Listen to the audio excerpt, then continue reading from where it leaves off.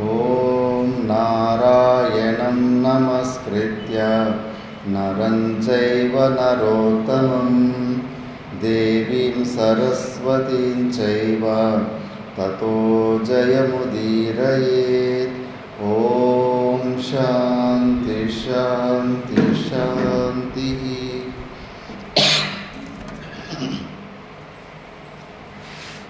ನಾವು ಮಹಾಭಾರತದ ವನಪರ್ವದಲ್ಲಿ ವಿಚಾರ ಮಾಡ್ತಿದ್ವಿ. ಇದರಲ್ಲಿ ಜೂಜಾಟದಲ್ಲಿ ಸೋತು ವನವಾಸಕ್ಕೆ ಹೋಗಿರೋ ಪಾಂಡವರಲ್ಲಿ ದ್ರೌಪದಿಗೆ ಸಿಕ್ಕಾಪಟ್ಟಿ ಕೋಪ ಬರ್ತಾ ಇರುತ್ತೆ.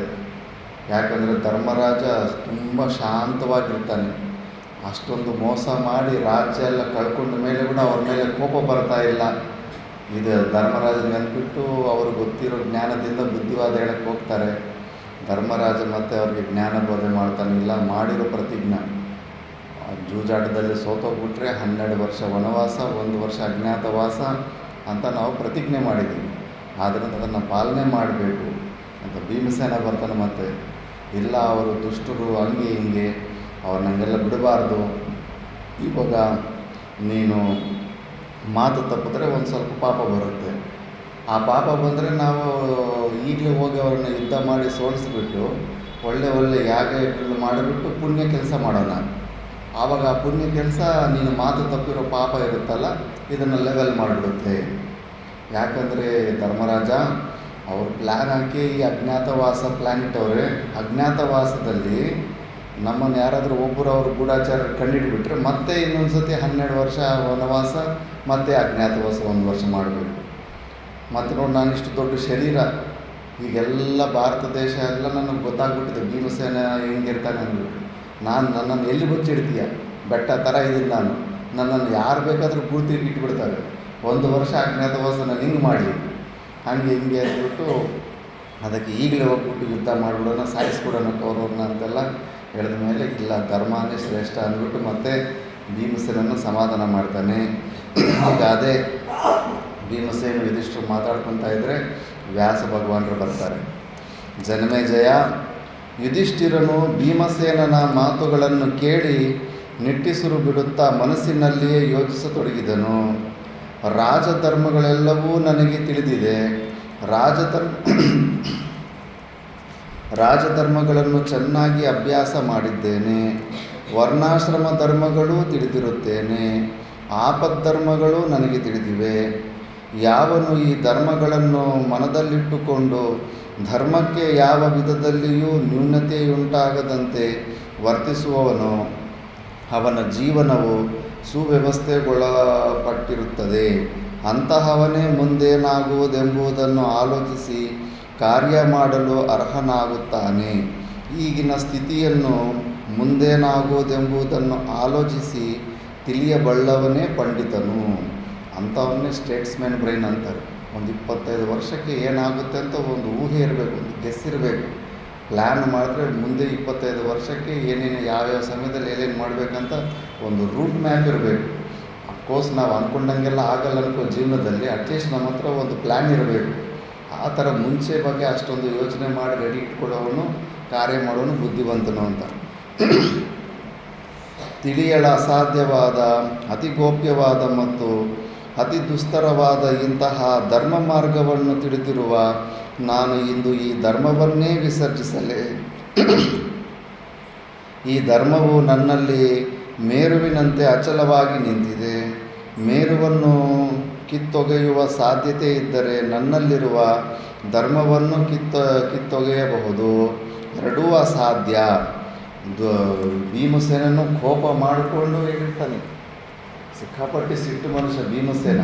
ಬಟ್ ಯುಕ್ತಿಗಳು ಹಿಂಗೆ ಕೊಟ್ಟಿರ್ತಾನೆ, ಕನ್ಫ್ಯೂಸ್ ಮಾಡಿಬಿಟ್ಟ. ಈಗ ನೀನು ಮಾತು ತಪ್ಪಿದ್ರೆ ಪಾಪ ಬರುತ್ತೆ ಅಂತೆಯಲ್ಲ, ಆ ಪಾಪವನ್ನು ದೂರ ಮಾಡೋದಕ್ಕೆ ಮತ್ತೆ ಪುಣ್ಯ ಕೆಲಸಗಳು ಮಾಡ್ಕೊಳ್ಳೋಣ ಅಂತ.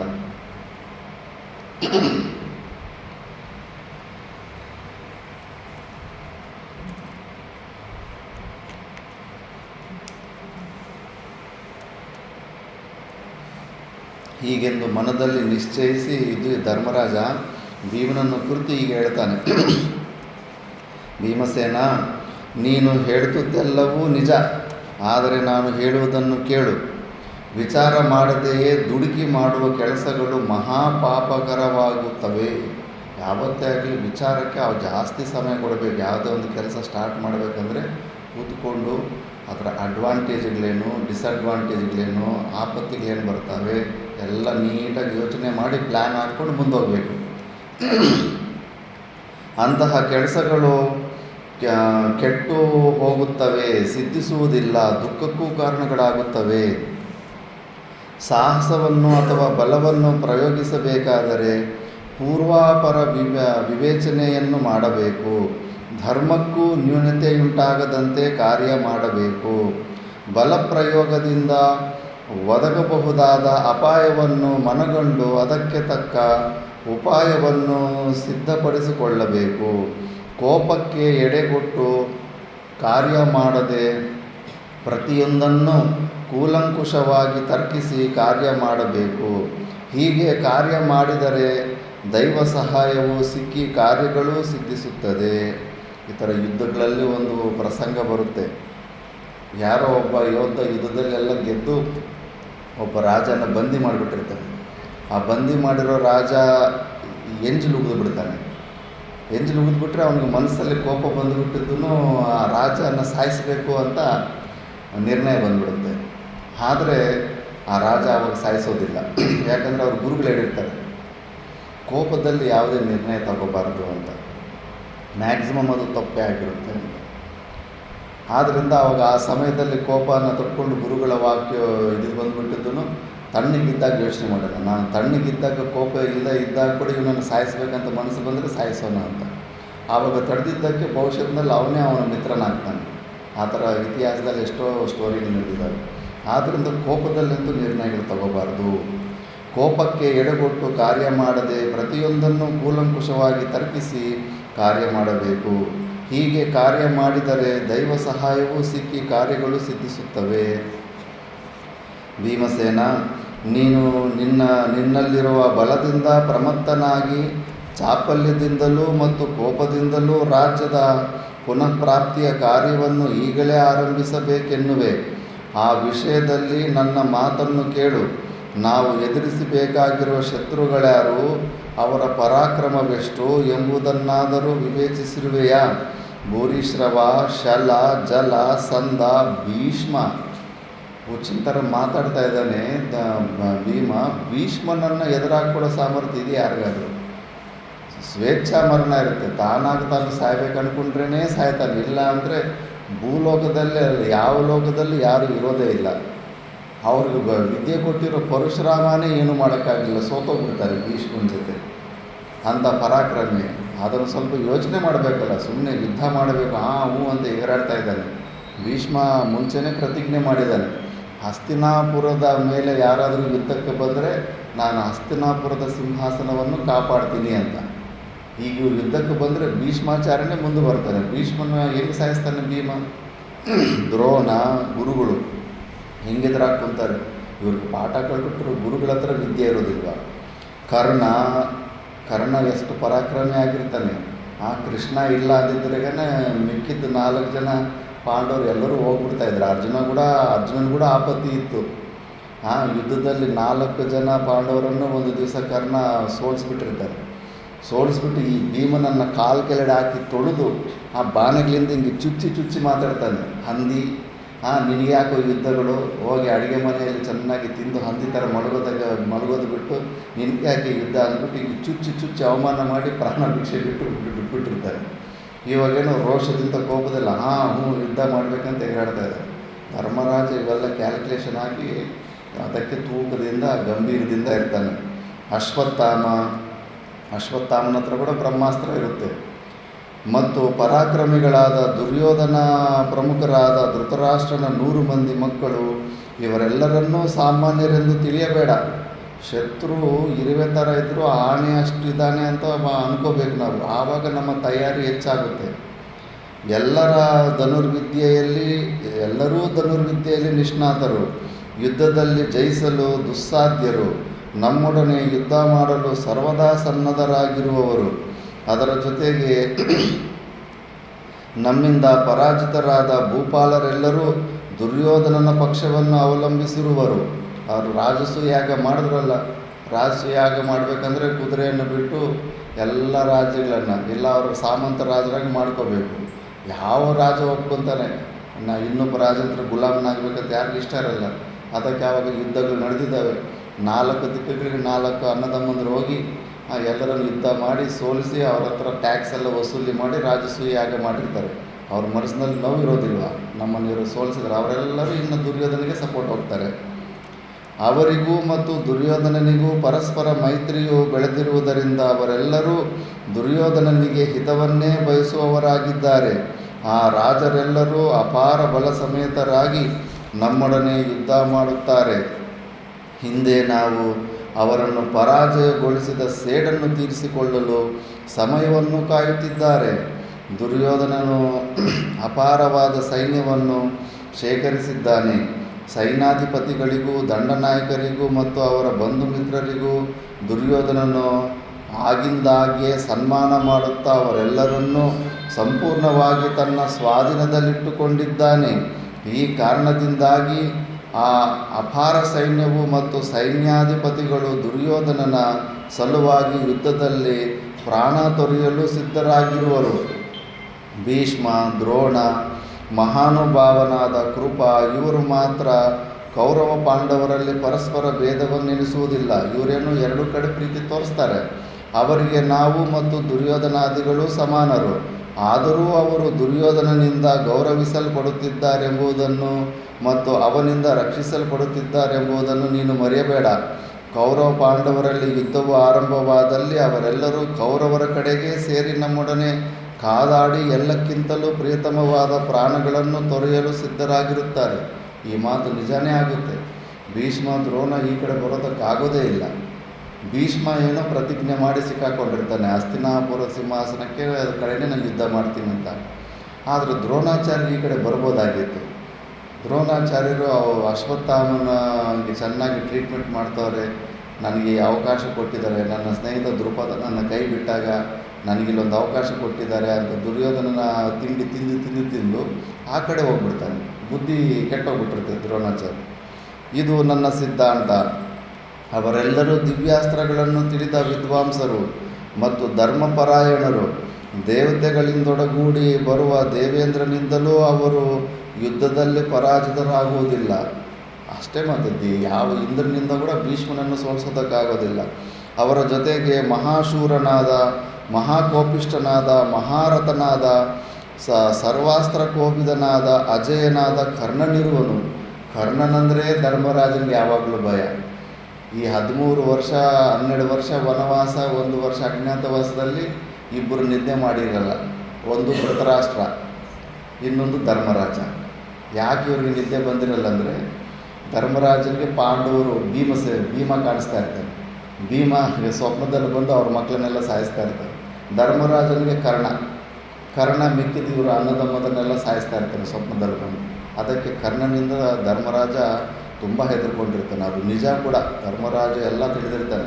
ಶ್ರೀಕೃಷ್ಣ ಇಲ್ಲ ಅಂದಿದ್ದರೆ ಅರ್ಜುನನು ಕೂಡ ಕಷ್ಟ ಇತ್ತು. ಕರ್ಣನನ್ನು ಕೂಡ ಯಾರು ಸೋಲಿಸೋದಕ್ಕಾಗ್ತಿರಲಿಲ್ಲ.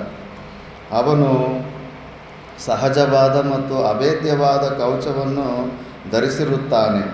ಕರ್ಣನೂ ಒಂದು ಇದಿರುತ್ತೆ, ಯಾವತ್ತೇ ಆಗಲಿ ನಿಯತ್ತಿಂದ ಯುದ್ಧ ಮಾಡಿದ್ರೆ ಅವನನ್ನು ಯಾರು ಸೋಲ್ಸೋಕ್ಕಾಗಲ್ಲ. ಅಧರ್ಮದ ಕಡೆ ಯುದ್ಧ ಮಾಡೋಕ್ಕೆ ಹೋದಾಗ ಅವನು ಸೋಲ್ತಾನೆ. ಧರ್ಮದಿಂದ ಯುದ್ಧ ಮಾಡಿದಾಗ ಅವನನ್ನು ಯಾರು ಸೋಲ್ಸೋಕ್ಕಾಗಲ್ಲ, ಬಲವಂತನಾಗಿರ್ತಾನೆ. ಜರಾಸಂಧ ಅಂತ ಒಬ್ಬ ರಾಕ್ಷಸ ಇರ್ತಾನೆ. ಅವನು ಎಷ್ಟು ಬಲವಂತನಾಗಿರ್ತಾನೆ ಅಂದರೆ, ಬಿಹಾರಲ್ಲಿ ಮಗಧ ರಾಜ್ಯದಲ್ಲಿರ್ತಾನೆ. ಇಲ್ಲಿ ಕಂಸನನ್ನು ಶ್ರೀಕೃಷ್ಣ ಬಲರಾಮರು ಸಾಯಿಸಿದ ಮೇಲೆ ಅಲ್ಲಿಂದ ಒಂದು ಗದೆ ಎಸ್ದಿರ್ತಾನೆ. ಬಿಹಾರಿಂದ ಬಂದು ಉತ್ತರ ಪ್ರದೇಶದಲ್ಲಿ ಬಿದ್ದಿರುತ್ತೆ ಅದು. ಅವನ ಹೆದರಿಕೆಗೆ ಶ್ರೀಕೃಷ್ಣ ಪರಮಾತ್ಮ ಅವನ ಹೆದರಿಕೆಗೆ ಊರು ಬಿಟ್ಟು ದ್ವಾರಕಾಗಿ ಗುಜರಾತ್ ಕಡೆ ಹೋಗ್ಬಿಡ್ತಿರ್ತಾನೆ. ಆ ಜರಾಸಂಧನಿಗೆ ಹೆದರ್ಕೊಂಡು. ಅದಕ್ಕೆ ರಣಛೋಡ್ ದಾಸ್ ಅಂತ ಹೆಸರು. ರಣವನ್ನು ಯುದ್ಧ ಭೂಮಿಯನ್ನು ಬಿಟ್ಟು ಓಡೋಗಿರೋನು ಅಂತ ಕೃಷ್ಣನಿಗೆ. ಸಮಯ ಬರೋ ತನಕ ಮತ್ತೆ ಭೀಮನ ಕೈಯಲ್ಲಿ ಆ ಜರಾಸಂಧನನ್ನು ಸಾಯಿಸ್ತಾನೆ. ಅಂಥ ಜರಾಸಂಧನನ್ನು, ಪವರ್ಫುಲ್ ಜರಾಸಂಧನನ್ನು ಆ ಸಮಯದಲ್ಲಿ ಕೃಷ್ಣನ ಕೈಯಲ್ಲಿ ಸೋಲ್ಸೋಕ್ಕಾಗದೇ ಇರೋಂಥ ಸಮಯದಲ್ಲಿ ಕರ್ಣ ಸೋಲಿಸಿರ್ತಾನೆ ಜರಾಸಂಧನನ್ನು. ಅಷ್ಟು ಪರಾಕ್ರಮಿ ಆಗಿರ್ತಾನೆ ಕರ್ಣ. ಯಾರೊಬ್ಬರ ಸಹಾಯವೂ ಇಲ್ಲದ ನೀನು ಈ ಮಹಾಶೂರರನ್ನು ಪರಾಜಯಗೊಳಿಸದೆ ಅಥವಾ ಸಂಹರಿಸದೆ ದುರ್ಯೋಧನನನ್ನು ಸಂಹರಿಸುವ ಸಾಧ್ಯತೆ ಇದೆಯೇ? ಭೀಮಸೇನ, ಅದು ಅಶಕ್ಯ.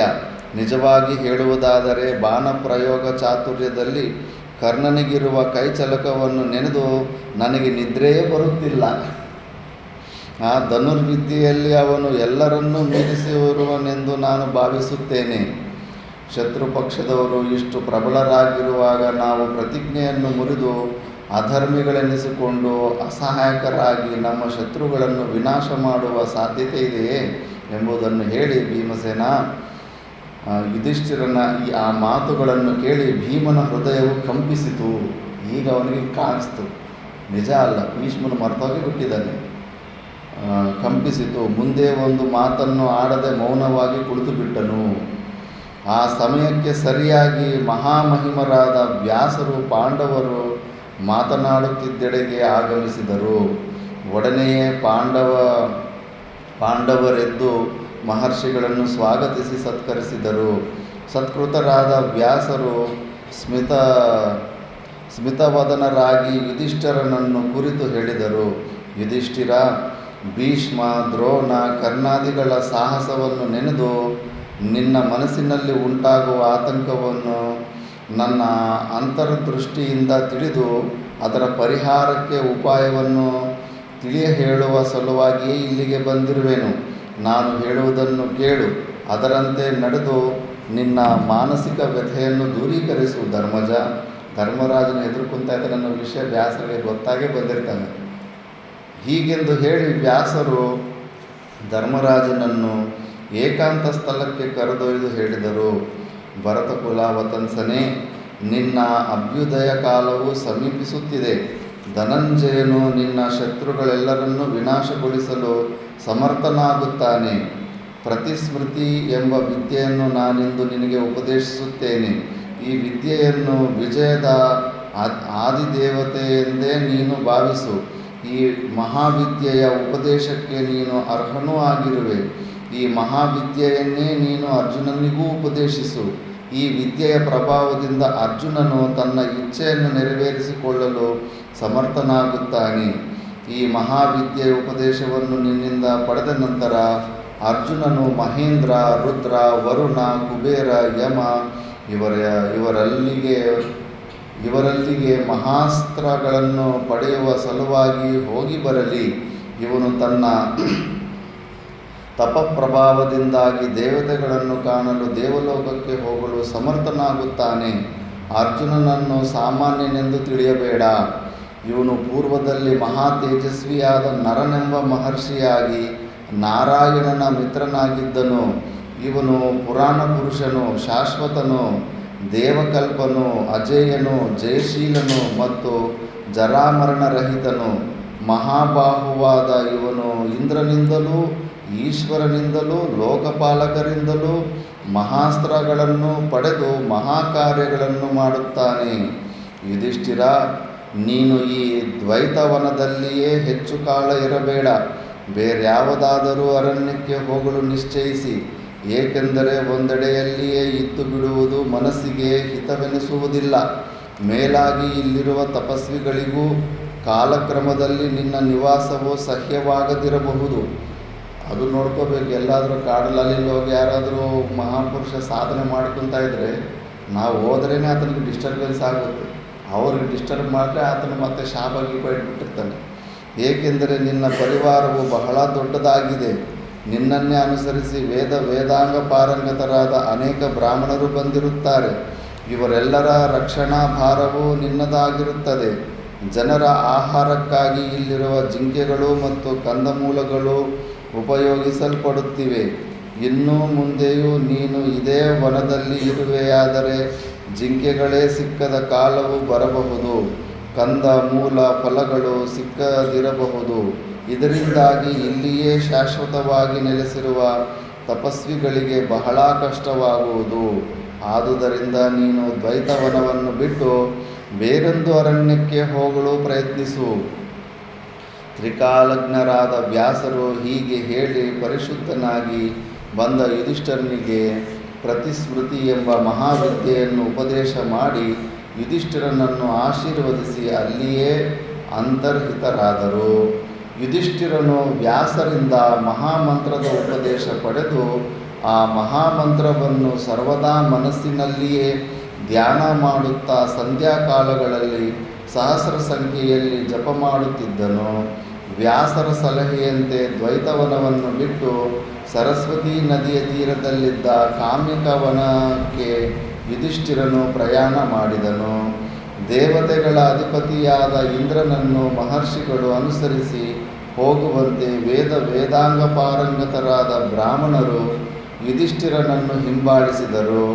ಕಾಮ್ಯಕವನದಲ್ಲಿ ಪರ್ಣಶಾಲೆಗಳನ್ನು ನಿರ್ಮಿಸಿ ನಿವಾಸ ಮಾಡಿದ ನಂತರ ಬ್ರಾಹ್ಮಣರು ಹೇಳುತ್ತಿದ್ದ ವೇದಗಳ ಶ್ರವಣ ಮತ್ತು ಧನುರ್ವಿದ್ಯೆಯ ಅಭ್ಯಾಸ ಇವೇ ಪಾಂಡವರ ನಿತ್ಯ ಕ್ರಿಯೆಗಳಾಗಿದ್ದವು.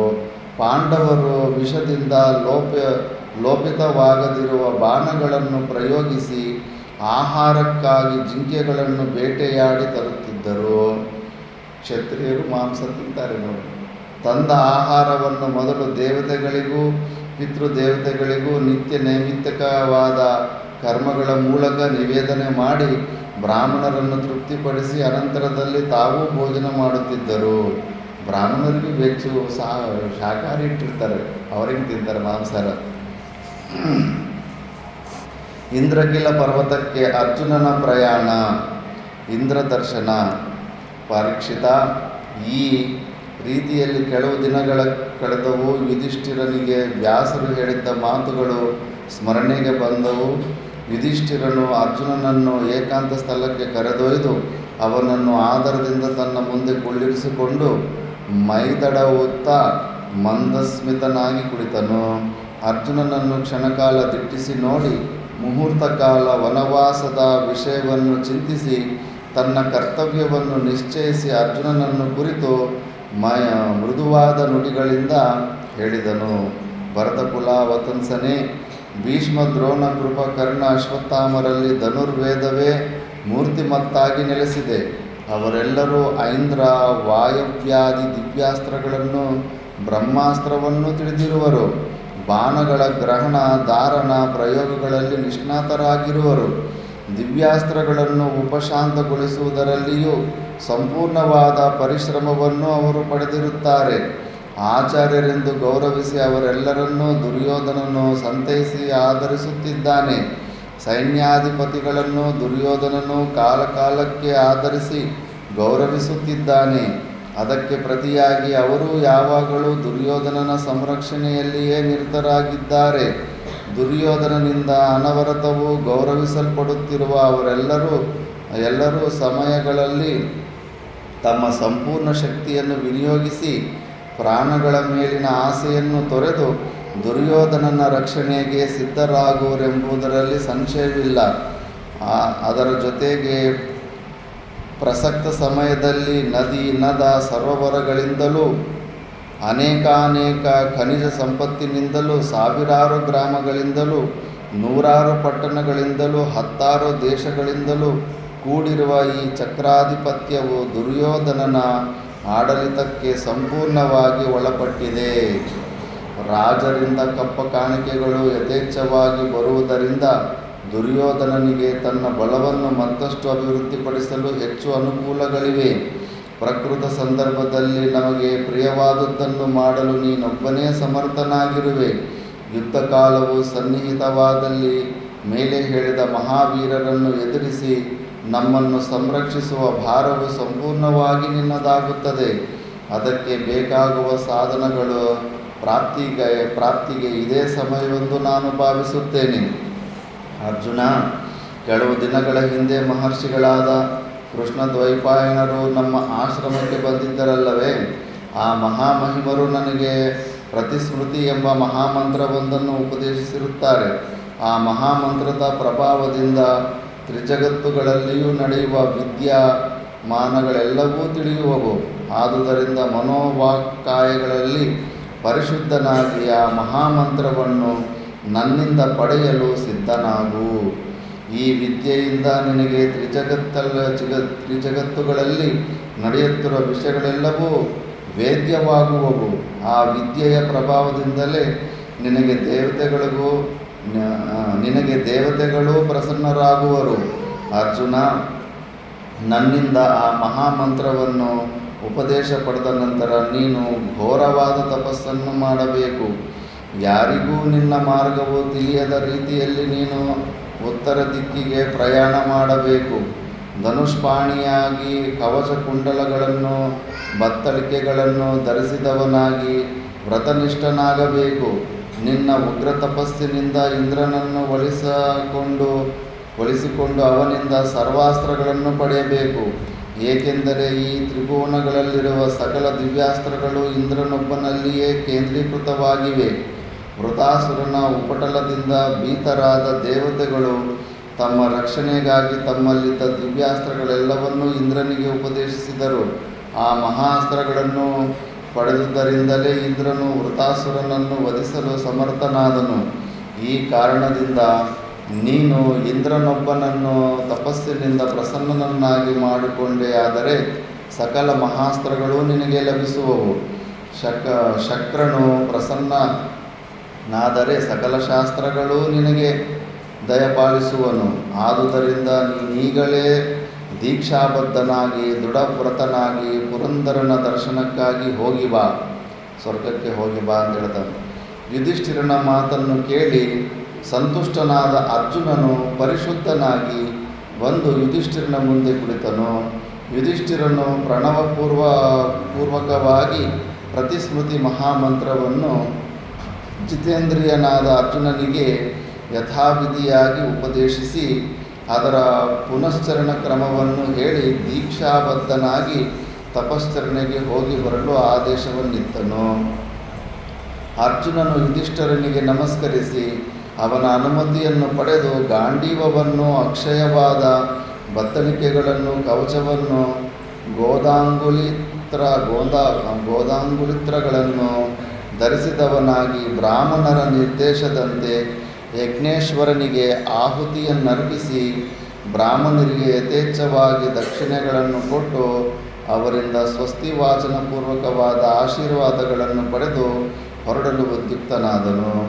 ಧನುರ್ಧರನಾದ ಅರ್ಜುನನು ಧಾರ್ತರಾಷ್ಟ್ರರ ಸಂಹಾರವನ್ನು ನೆನೆದು ಒಮ್ಮೆ ನಿಟ್ಟುಸಿರು ಬಿಟ್ಟು ಕ್ಷಣಕಾಲ ಆಕಾಶವನ್ನವಲೋಕಿಸಿ ಮುಂದೆ ಹೊರಟನು.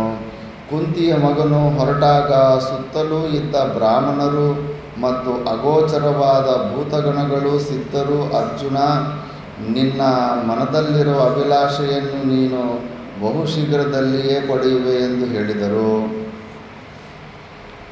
ಸಾಧನೆ ಮಾಡು, ಹೋಗಿ ಬಾ ಕೌಂತೆಯ, ನಿನಗೆ ಶಾಶ್ವತವಾದ ವಿಜಯವುಂಟಾಗಲಿ ಎಂದು ಬ್ರಾಹ್ಮಣರು ಆಶೀರ್ವಾದ ಮಾಡಿದರು. ಶಾಲವೃಕ್ಷದಂತಿರುವ ಹೆಗಲು ಮತ್ತು ತೊಡೆಗಳಿಂದ ಕೂಡಿದ್ದ ಅರ್ಜುನನು ಆಶ್ರಮದಲ್ಲಿದ್ದ ಸಕಲರ ಹೃದಯಗಳನ್ನು ತನ್ನೊಡನೆ ಸೆಳೆದುಕೊಂಡು ಹೊರಟಿದ್ದನ್ನು ಕಂಡು ದ್ರೌಪದಿಯು ಹೇಳಿದಳು, ಮಹಾಬಾಹುವೇ ಧನಂಜಯ, ನೀನು ಹುಟ್ಟಿದಾಗ ಕುಂತಿಯು ನಿನ್ನಿಂದ ಏನಾಗಬೇಕೆಂಬುದನ್ನು ಅಭಿಲಾಷಿಸಿದ್ದಳೋ ಮತ್ತು ಇಂದು ನೀನು ಯಾವ ಅಭಿಲಾಷೆಯಿಂದ ಪ್ರಯಾಣ ಸಿದ್ಧನಾಗಿರುವೆಯೋ ಆ ಎರಡೂ ಫಲಿತವಾಗಲಿ. ಅರ್ಜುನ, ನಿಶ್ಚಯವಾಗಿಯೂ ಇನ್ನು ಮುಂದೆ ನಮ್ಮಲ್ಲಿ ಯಾರಿಗೂ ಕ್ಷತ್ರಿಯ ವಂಶದಲ್ಲಿ ಜನ್ಮ ಪ್ರಾಪ್ತಿಯಾಗುವುದೂ ಬೇಡ. ಯಾವ ವಿಧವಾದ ಮನಕ್ಲೇಶ ಕಾಯಕ್ಲೇಶಗಳು ಇಲ್ಲದೆ ಕೇವಲ ಭಿಕ್ಷಾಟನೆಯಿಂದ ಜೀವಿಸುವ ಬ್ರಾಹ್ಮಣರಿಗೆ ನನ್ನ ಅನಂತಾನಂತ ನಮಸ್ಕಾರಗಳಿರಲಿ. ನನಗೆ ಅತ್ಯಂತ ದುಃಖದ ಪ್ರಸಂಗವು ಯಾವುದೆಂದರೆ, ದುಷ್ಟನಾದ ದುರ್ಯೋಧನನು ನನ್ನನ್ನು ತುಂಬಿದ ಸಭೆಯಲ್ಲಿ ಗೌಹು ಹಸುವಿನಂತೆ ದ್ರೌಪದಿಯ ಅನೇಕರಿಂದ ಉಪಭೋಗ್ಯಳು ಎಂದು ಸಂಬೋಧಿಸಿದನು. ಅವನಾಡಿದ ತೀಕ್ಷ್ಣವಾದ ಬಾಣಸದೃಶವಾದ ಆ ಮಾತು ಇಂದೂ ನನ್ನ ಹೃದಯವನ್ನು ಚುಚ್ಚುತ್ತಿದೆ. ಕೇವಲ ಗೌಹು ಎಂದು ಸಂಬೋಧಿಸಿದುದು ಮಾತ್ರವಲ್ಲದೆ ಇನ್ನೂ ಅನುಚಿತವಾದ ಹಲವಾರು ಮಾತುಗಳನ್ನು ಆ ದುಷ್ಟನಾಡಿದನು.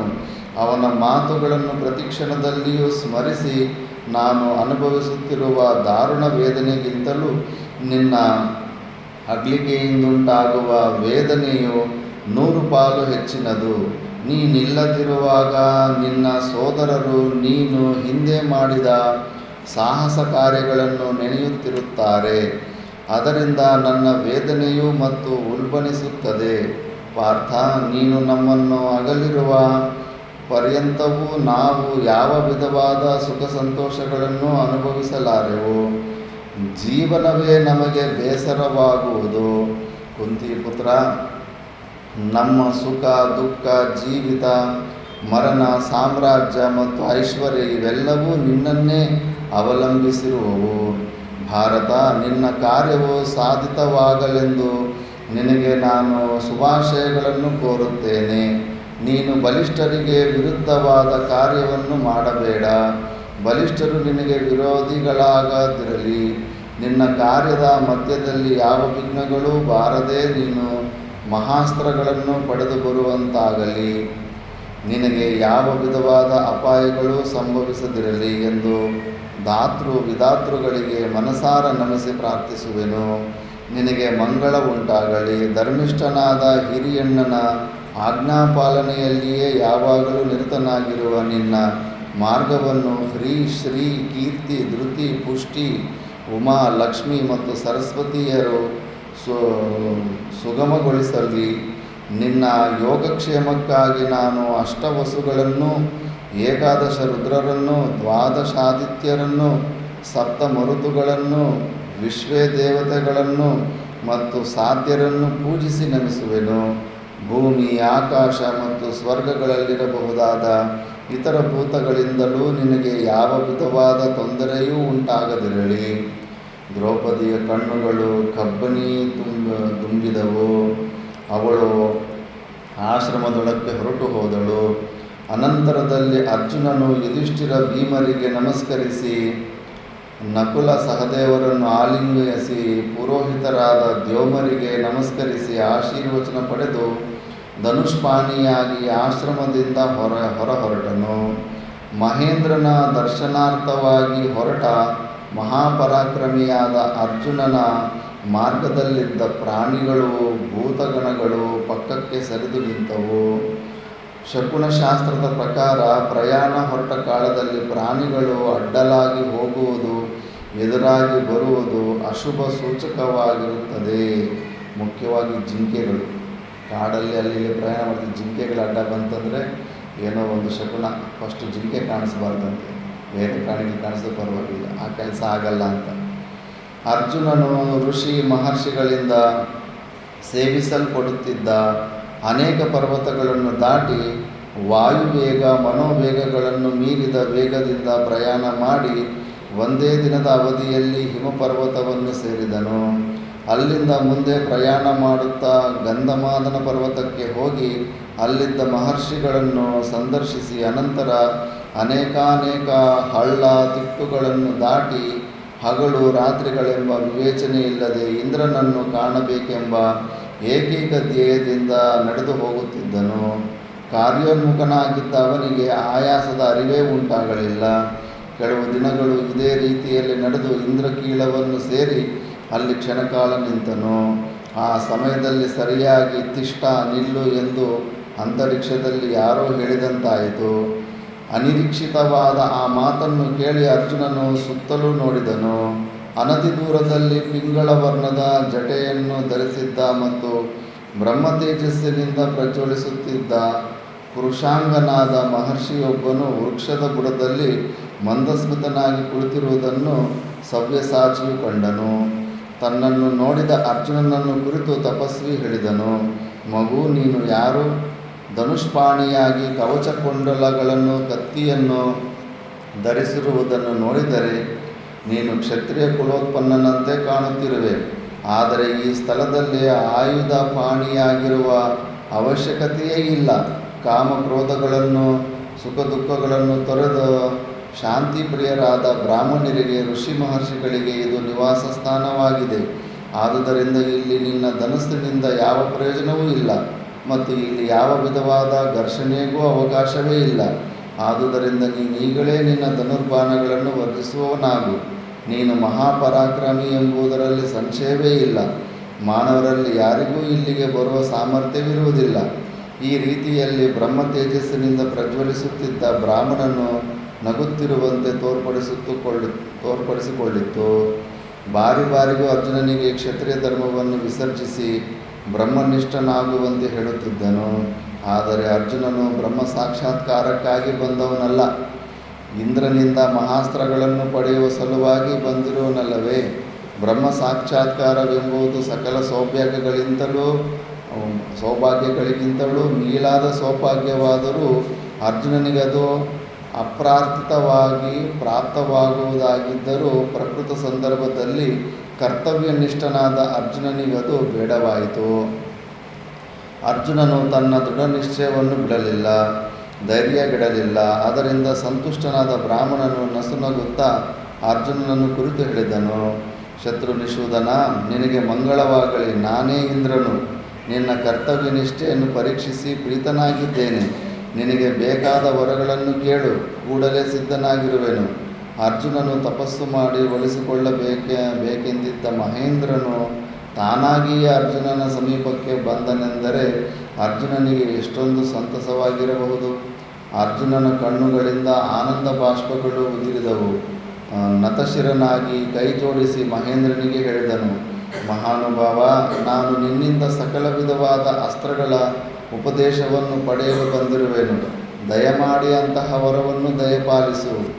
ನೋಡಿ ಸೃಷ್ಟಿ ವಿಚಿತ್ರ. ಈತ ನರ ಋಷಿ. ಪೂರ್ವ ಜನ್ಮದಲ್ಲಿ ನರನಾರಾಯಣ ಎಂಬ ಋಷಿಗಳಿರ್ತಾರೆ. ಆ ನಾರಾಯಣ ಋಷಿನೇ ಕೃಷ್ಣ ಪರಮಾತ್ಮ. ಆ ನರ ಋಷಿನೇ ಅರ್ಜುನ.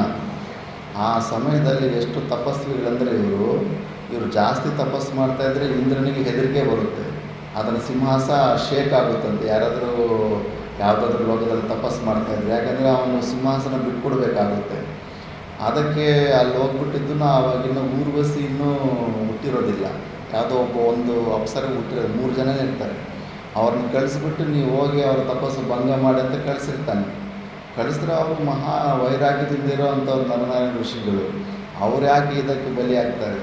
ಅದಕ್ಕೆ ಇಂದ್ರನ ಈ ಕೆಲಸ ಮಾಡ್ತಾವನಲ್ಲ, ಇಂದ್ರನ ಅಹಂಕಾರನ ಇದು ಮಾಡಬೇಕಂದ್ಬಿಟ್ಟಿದ್ದು ಎಷ್ಟೋ ಸಾವಿರಾರು ಅಪ್ಸರಸೆಯನ್ನು ಉತ್ಪನ್ನ ಮಾಡಿ ಊರ್ವಶಿಯನ್ನು ಕೂಡ ಆವಾಗಲೇ ಉತ್ಪನ್ನ ಮಾಡ್ತಾನೆ. ಇವರೆಲ್ಲರಿಗಿಂತ ಕೂಡ ಹೆಚ್ಚು ಸುಂದರವಾಗಿರೋಂಥ ಆ ಅಂದವನ್ನು ನೋಡಿಬಿಟ್ಟು ಮಿಕ್ಕಿದ್ದು ಡಿಸ್ಟರ್ಬ್ ಮಾಡಬೇಕಂತ ಬಂದಿರೋ ಅಪ್ಸರಸೆ ಅವರಿಗೆ ನಾಚಿಕೆ ಆಗಿರುತ್ತೆ. ಅಯ್ಯೋ, ನಾವು ಈತನನ್ನು ಡಿಸ್ಟರ್ಬ್ ಮಾಡಬೇಕಂತ ಬಂದರೆ ಈತನ ಸಾಮರ್ಥ್ಯ ನೋಡಿ, ನಮಗಿಂತ ಸುಂದರವಾದಂಥವ್ರು ಎಷ್ಟು ಸಾವಿರ ಸಂಖ್ಯೆಯಲ್ಲಿ ಸೃಷ್ಟಿ ಮಾಡುವಷ್ಟು ಸಾಮರ್ಥ್ಯ ಇದೆ. ಈತನನ್ನು ನಾವು ಭಂಗಪಡಿಸೋದಕ್ಕಾಗಲ್ಲ ಅಂದ್ಬಿಟ್ಟು ಅವರು ಸರೆಂಡರ್ ಆಗಿಬಿಟ್ಟಿರ್ತಾರೆ. ಮತ್ತು ಅದಾದಮೇಲೆ ಇಂದ್ರನಿಗೆ ಆವಾಗ ಇಂದ್ರನ ಪದವಿಗೆ ಬಂದು ಕ್ಷಮ ಕೇಳ್ತಾನೆ, ತಪ್ಪಾಯಿತು ಋಷಿಗಳೇ ಅಂತ. ಈಗ ಮತ್ತೆ ಅರ್ಜುನನ ಜನ್ಮ ತಗೊಂಡು ಬಂದಿದ್ದಾನೆ. ಆ ಇಂದ್ರನಿಗೆ ಸಾಷ್ಟಾಂಗ ಪ್ರಣಾಮ ಮಾಡಬೇಕಾಗ್ತಾಯಿದೆ, ನನಗೆ ವರ ಕೊಡು ಅಂತ ಕೇಳಬೇಕಾಗ್ತಾಯಿದೆ. ಅದೇ ಸೃಷ್ಟಿ ಧರ್ಮ ಅಷ್ಟೇ. ರಾಮನಾಗಲಿ ಕೃಷ್ಣನಾಗಲಿ ಶರೀರಕ್ಕೆ ಬಂದಕ್ಕೆ ಆ ಶರೀರಕ್ಕೆ ಇರೋ ಪ್ರೋಟೋಕಾಲ್ಗಳನ್ನು ಫಾಲೋ ಮಾಡ್ತಾ ಇರಬೇಕು. ಕಂಚಿ ಪರಮಾಚಾರ್ಯರು ಅಂತಾರೆ, ಅದು ಗ್ರೂಪಲ್ಲಿ ಕೂಡ ಕಳಿಸಿದ್ದೆ ವಿಡಿಯೋ. ಅವರು ತುಂಬ ಹೆಚ್ಚು ದಿವಸ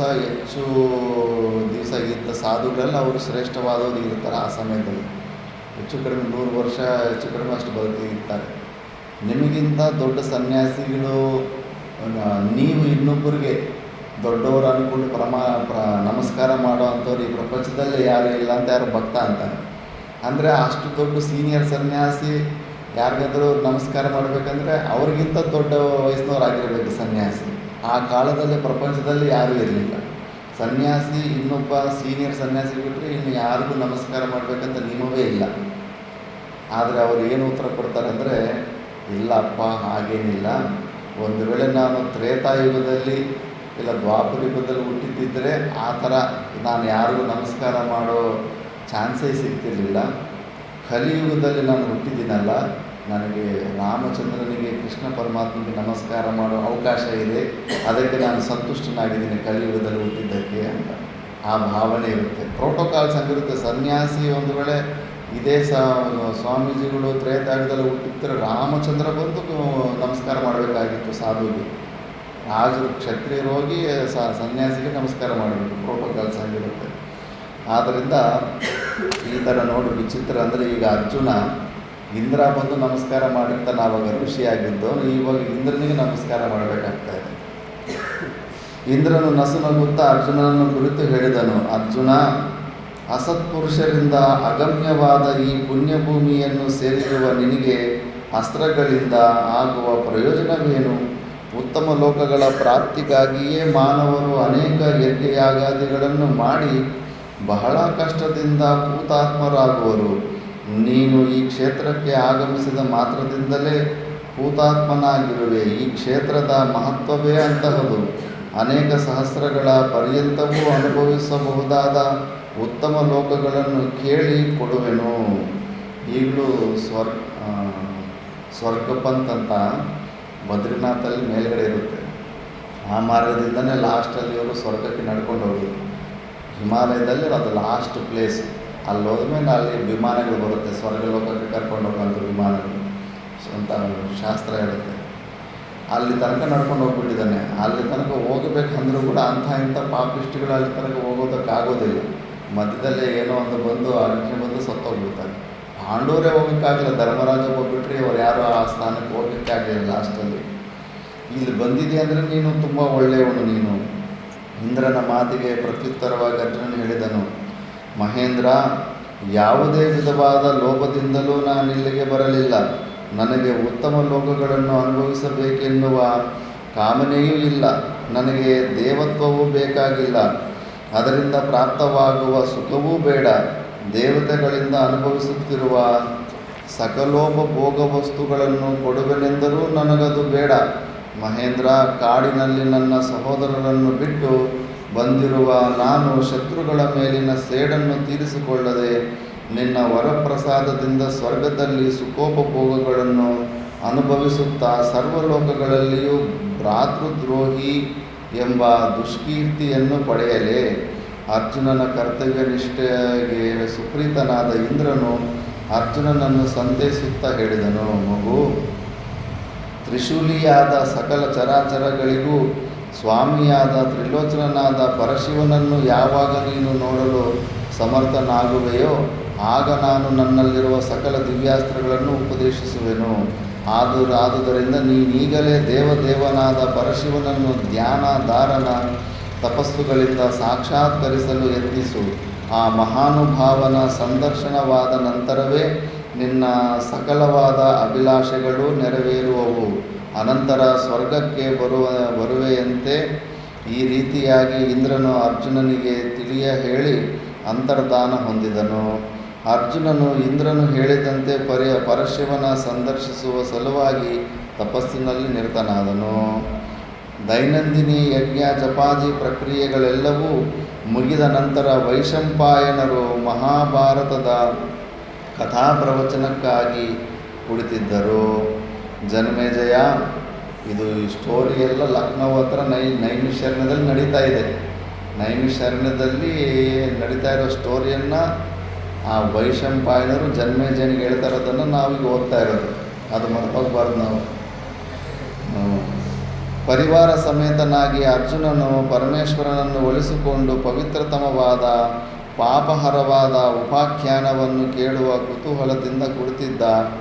ಸಂಪ್ರದಾಯಾನುಸಾರವಾಗಿ ಮಂಗಳ ಶ್ಲೋಕ ಪಠನವಾದ ನಂತರ ಜನ್ಮೇಜಯನು ವೈಶಂಪಾಯನರನ್ನು ಕೇಳಿದನು, ಪೂಜ್ಯರೇ, ಮಹಾಕ್ಲಿಷ್ಟವಾದ ಕಾರ್ಯಗಳನ್ನು ಮಾಡಲು ಕೂಡ ಸಮರ್ಥನಾದ ಅರ್ಜುನನು ಮಹಾಸ್ತ್ರಗಳನ್ನು ಹೇಗೆ ಪಡೆದನೆಂಬ ಕಥೆಯನ್ನು ಸವಿಸ್ತಾರವಾಗಿ ಕೇಳಬೇಕೆಂಬ ಕುತೂಹಲದಿಂದಿದ್ದೇನೆ. ಪುರುಷ ವ್ಯಾಘ್ರನಾದ ದೀರ್ಘಬಾಹುವಾದ ಧನಂಜಯನು ಮನುಷ್ಯ ಸಂಚಾರವಿಲ್ಲದ ಘೋರಾರಣ್ಯವನ್ನು ಹೇಗೆ ಪ್ರವೇಶಿಸಿದನು? ಪರಮೇಶ್ವರನನ್ನು ಕುರಿತು ತಪಸ್ಸು ಮಾಡುತ್ತಿದ್ದ ಕಾಲದಲ್ಲಿ ಅವನ ದೈನಂದಿನಿ ಚರ್ಯಗಳೇನು? ಪರಮೇಶ್ವರನು ಸುಪ್ರೀತನಾದುದು ಹೇಗೆ? ಇವೆಲ್ಲವನ್ನೂ ವಿಶದವಾಗಿ ತಮ್ಮ ಮುಖಾರವಿಂದದಿಂದ ಕೇಳಬೇಕೆಂದಿದ್ದೇನೆ. ಮಹಾನುಭಾವರೇ, ತಾವು ಸಾಮಾನ್ಯರಲ್ಲ, ತ್ರಿಕಾಲಜ್ಞರು. ದೈವ ಮಾನುಷ ವಿಷಯಗಳೆಲ್ಲವನ್ನೂ ತಮ್ಮ ದಿವ್ಯಜ್ಞಾನದಿಂದ ತಿಳಿದವರಾಗಿರುವಿರಿ. ಆದುದರಿಂದ ದಯವಿಟ್ಟು ಹೇಗೆ ನಡೆಯಿತೋ ಹಾಗೇ ಹೇಳಿರಿ.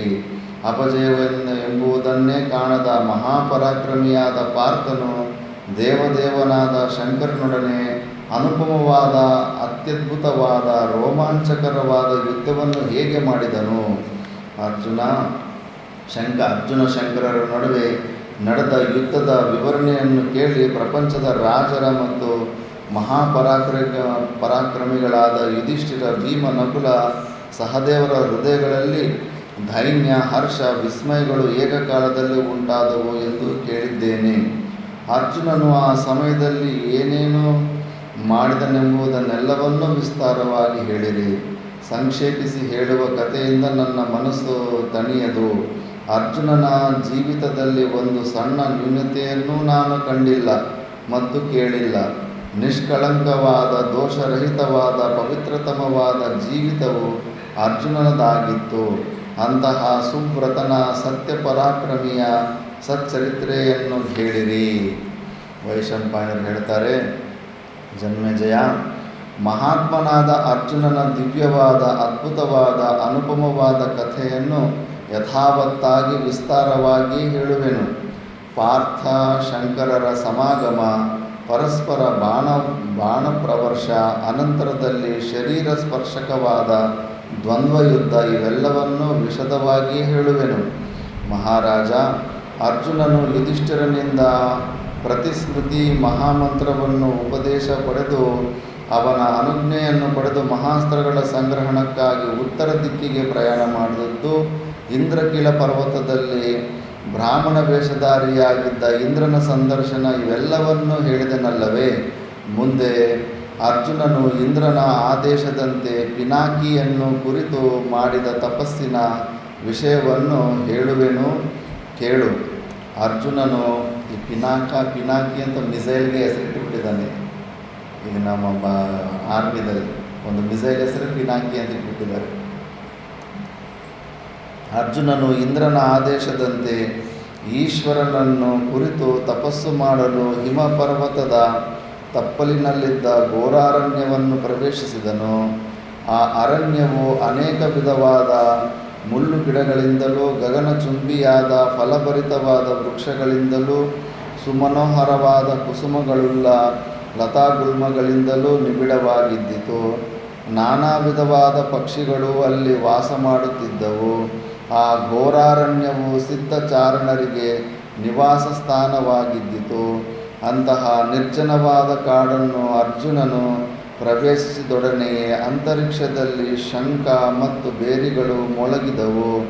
ಭೂಮಿಯ ಮೇಲೆ ಕುಸುಮಗಳ ಮಳೆಗೆರೆಯಿತು. ಇವು ಶುಭಸೂಚಕ ಚಿಹ್ನೆಗಳು. ಗುಂಪಾಗಿ ಸೇರಿದ್ದ ಮೇಘಗಳು ಭೂಮಿಯನ್ನು ಆಚ್ಛಾದಿಸಿದವು,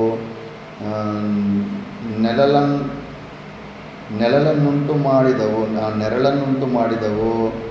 ಅರ್ಜುನನು ದುರ್ಗಮವಾಗಿದ್ದ ಆ ಅರಣ್ಯ ಪ್ರದೇಶದಲ್ಲಿ ಬಹಳ ದೂರ ಸಂಚರಿಸಿ ಕಡೆಗೆ ಹಿಮಪರ್ವತದ ತಪ್ಪಲಿನಲ್ಲಿದ್ದ ಪ್ರಶಾಂತವಾದ ಅರಣ್ಯಕ್ಕೆ ಬಂದು ಸೇರಿದನು. ಅನವರತವಾಗಿ ಧ್ಯಾನ ತಪಸ್ಸುಗಳಲ್ಲಿ ನಿರತನಾಗಿದ್ದ ಅರ್ಜುನನು ಅಮಿತವಾದ ತೇಜಸ್ಸಿನಿಂದ ಪ್ರಕಾಶಿಸುತ್ತಿದ್ದನು. ಆ ಸುಂದರವಾದ ಅರಣ್ಯದಲ್ಲಿದ್ದ ಮಹಾವೃಕ್ಷಗಳು ಪ್ರಸರಿಸಿದ 100 ರೆಂಬೆಗಳಿಂದ ಕೂಡಿದ್ದು ನಯನ ಮನೋಹರವಾಗಿ ಕಾಣುತ್ತಿದ್ದವು. ಅವುಗಳ ಮೇಲೆ ಪಕ್ಷಿಗಳು ಕುಳಿತು ಸುಮಧುರವಾಗಿ ಕೂಗುತ್ತಿದ್ದವು. ಪಕ್ಕದಲ್ಲಿ ಹರಿಯುತ್ತಿದ್ದ ನದಿಗಳಲ್ಲಿ ನೀರು ವೈಡೂರ್ಯದಂತೆ ಸ್ವಚ್ಛವಾಗಿದ್ದಿತು. ಹಿಮಾಲಯದಲ್ಲಿ ನೀರು ಫುಲ್ಲು ಪ್ಯೂರಾಗಿರುತ್ತೆ.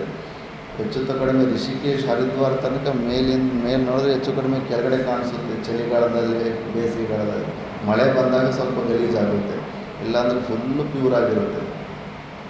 ಆ ನದಿಗಳಲ್ಲಿದ್ದ ಸುಡಿಗಳು ಪ್ರಕಾಶಮಾನವಾಗಿದ್ದವು. ಹಂಸ, ಕಾರಂಡವ ಮತ್ತು ಸಾರಸ ಪಕ್ಷಿಗಳು ಸುಮಧುರವಾಗಿ ನಿನಾದ ಮಾಡುತ್ತಿದ್ದವು. ಅವುಗಳ ಧ್ವನಿಗೆ ಪ್ರತಿಧ್ವನಿ ಮಾಡುವವು ಎಂಬಂತೆ ನದಿಯ ದಂಡೆಯಲ್ಲಿ ವೃಕ್ಷಗಳ ಮೇಲೆ ವಾಸಿಸುತ್ತಿದ್ದ ಗಂಡು ಕೋಗಿಲೆಗಳು, ಕ್ರೌಂಚ ಪಕ್ಷಿಗಳು ನಿನಾದ ಮಾಡುತ್ತಿದ್ದವು. ಮರದ ಕೆಳಭಾಗದಲ್ಲಿ ನವಿಲುಗಳು ಕುಣಿದಾಡುತ್ತಿದ್ದವು.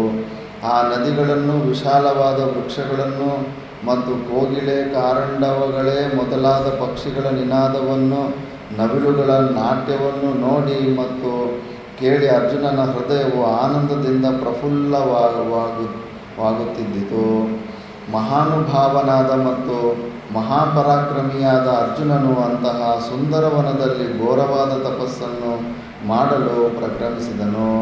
ನಾರುಮಡಿಯನ್ನುಟ್ಟಿ ದಂಡಾಜಿನಗಳಿಂದ ಭೂಷಿತವಾದ ದರ್ಭಾಸನದಲ್ಲಿ ಕುಳಿತು ತಪಸ್ಸು ಮಾಡುತ್ತಿದ್ದನು.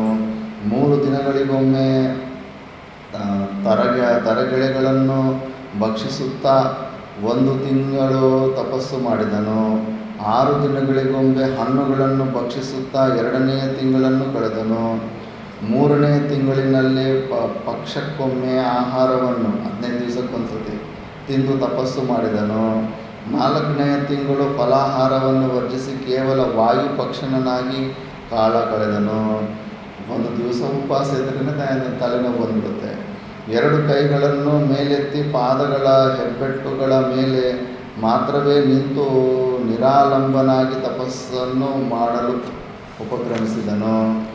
ಅವನು ಪ್ರತಿದಿನವೂ ತ್ರಿಕಾಲ ಸ್ನಾನವನ್ನು ಮಾಡುತ್ತಿದ್ದರಿಂದ ಅವನ ಜಟೆಯು ಮಿಂಚಿನಂತೆಯೇ ಕಮಲದಂತೆಯೇ ಕಾಣುತ್ತಿದ್ದಿತು.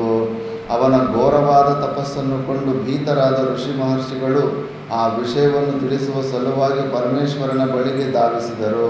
ಪರಮೇಶ್ವರನನ್ನು ಅನೇಕ ವಿಧವಾದ ಸ್ತೋತ್ರಗಳಿಂದ ಸ್ತುತಿಸಿ ಅರ್ಜುನನ ಘೋರವಾದ ತಪಸ್ಸಿನ ಉಗ್ರಭಾವವನ್ನು ವರ್ಣಿಸತೊಡಗಿದರು. ಮಹಾದೇವ, ಮಹಾಪರಾಕ್ರಮಿಯಾದ ಅರ್ಜುನನು ಬಹಳ ಕಠಿಣವಾದ ತಪಸ್ಸಿನಲ್ಲಿ ತೊಡಗಿದ್ದಾನೆ. ಅವನು ಹಿಮಪರ್ವತದ ತಪ್ಪಲಿನಲ್ಲಿ ಮಾಡುತ್ತಿರುವ ಘೋರ ತಪಸ್ಸಿನ ಜ್ವಾಲೆಗಳು ಎಲ್ಲೆಡೆಗಳಲ್ಲಿಯೂ ಪ್ರಸರಿಸಿ 10 ದಿಕ್ಕುಗಳು ಹೊಗೆಯಿಂದ ಆಚ್ಛಾದಿತವಾಗಿವೆ. ಅವನ ತಪಸ್ಸಿಗೆ ಕಾರಣ ಮತ್ತು ಉದ್ದೇಶಗಳು ನಮಗೆ ತಿಳಿಯವು. ನಮಗಂತೂ ಅವನ ತಪಸ್ಸಿನ ಬೇಗೆಯನ್ನು ತಡೆದುಕೊಳ್ಳಲು ಸಾಧ್ಯವಾಗುತ್ತಿಲ್ಲ. ಸಿಕ್ಕಾಪಟ್ಟಿ ಟೆಂಪರೇಚರೇ ಚೇಂಜ್ ಆಗಿಬಿಟ್ಟಿದೆ ಆ ಘೋರ ತಪಸ್ಸು ಮಾಡ್ತಾಯಿದ್ರೆ. ನಮ್ಮನ್ನು ಪಾರ್ಥನು ತನ್ನ ತಪಸ್ಸಿನಿಂದ ಸಂತಾಪಗೊಳಿಸುತ್ತಿದ್ದಾನೆ. ಆದುದರಿಂದ ನೀನು ದಯಮಾಡಿ ಅವನ ಈ ಘೋರ ತಪಸ್ಸು ಮುಂದುವರಿಯದಂತೆ ಮಾಡಿ ನಮ್ಮ ಆತಂಕವನ್ನು ಪರಿಹರಿಸಬೇಕಾಗಿ ಕೇಳಿಕೊಳ್ಳುತ್ತೇವೆ.